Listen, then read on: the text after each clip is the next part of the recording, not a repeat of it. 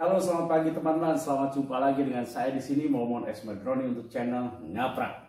Nah, teman-teman, pada pagi hari ini saya ingin sharing tentang yang biasa kita alami ketika melakukan perjalanan, di mana ketika kita menggunakan aplikasi semacam misalnya Google Map ataupun mungkin Waze, itu seolah-olah kita disesatkan atau diarahkan ke jalan yang sempit ataupun jalan yang rusak ya. Banyak hal ini dialami oleh beberapa pengguna daripada aplikasi tersebut. Saya ingin sharing bagaimana ini bisa terjadi dan bagaimana kita untuk mengatasi hal tersebut. Mari kita ikuti.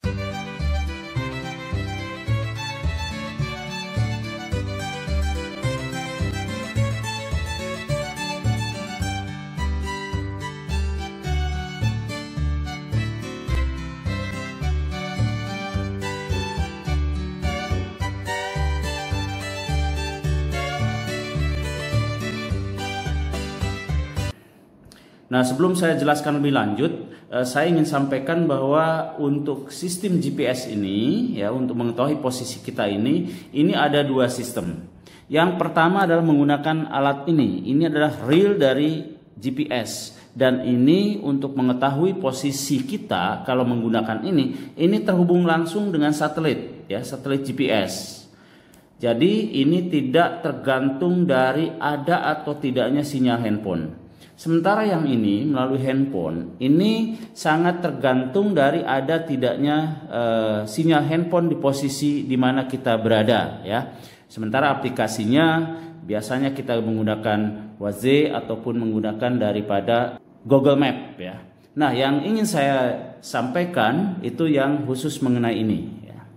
Nah, teman-teman, jadi kenapa seolah-olah aplikasi GPS ini membuat kita diarahkan ke jalan yang tidak mungkin atau seolah kita ini adalah disesatkan?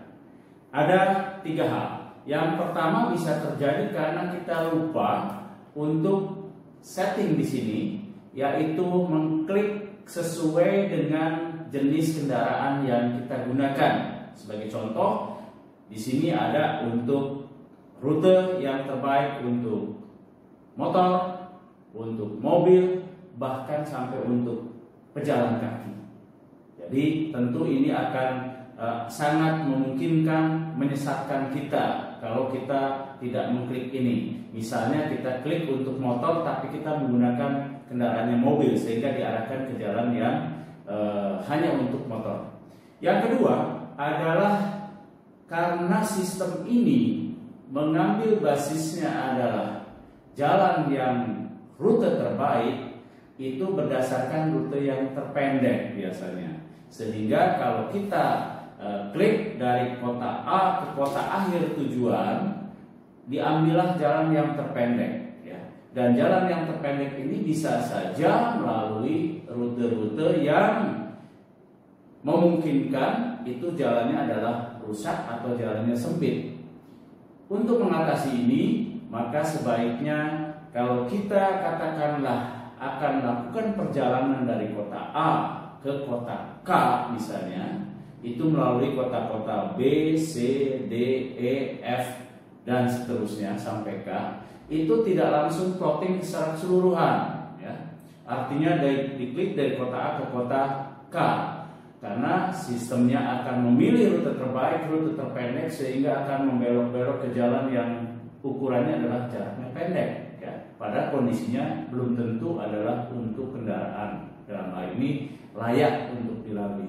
Oleh karena itu cara mengatasinya adalah buatlah per segmen. Katakanlah kita dari kota A ke kota K, maka kita buat tujuan dulu sampai ke kota C katakanlah ya, melalui kota B dan seterusnya. Jadi hal ini akan menghindari untuk dibelok-belokkan ke rute yang terlalu jalannya yang tidak memungkinkan. Memang dari sisi jarak, dari sistem ini dianggap jarak yang terbaik, yaitu pendek. Nah, yang ketiga, kemungkinan kita disesatkan adalah kondisi sinyal seluler di tempat tersebut memang kurang baik atau istilah bahasanya mungkin lemot ya. Ini bisa terjadi karena apa yang tergambar posisi kita di sini dengan kondisi kendaraan pada saat itu berbeda. Kalau ini misalnya sinyalnya lemot, kita bisa terjadi di satu tempat itu kita lebih depan dibandingkan posisi yang tergambar di sini. Sebagai contoh misalnya kita harus melalui satu pertigaan. Ya. Di situ ada beberapa pertigaan. Nah, kita akan lihat apakah pertigaan yang mana yang dimaksud oleh ini. Ya. Kemungkinan kita pertigaan yang dimaksud oleh ini itu sudah terlewati sehingga ini melakukan reroute lagi, melakukan rute ulang lagi, sehingga kita dari posisi kita ini akan berubah lagi. Nah, ini bisa terjadi juga akan mengambil rute yang terdekat dan kondisi jalannya yang tidak sesuai. Untuk mengatasinya, kalau kita misalnya ragu-ragu di satu tempat yang harusnya kita mengambil action, apakah belok atau memutar dan sebagainya di tempat mana, maka sebaiknya mengurangi kecepatan kita dan atau kalau harus berhenti itu sebaiknya untuk berhenti. Nah itu teman-teman, jadi sharing saya mengenai penggunaan daripada aplikasi GPS ini yang selama ini sering dianggap ini adalah menyesatkan. Kalau saya simpulkan bahwa 3 hal yang perlu kita lakukan.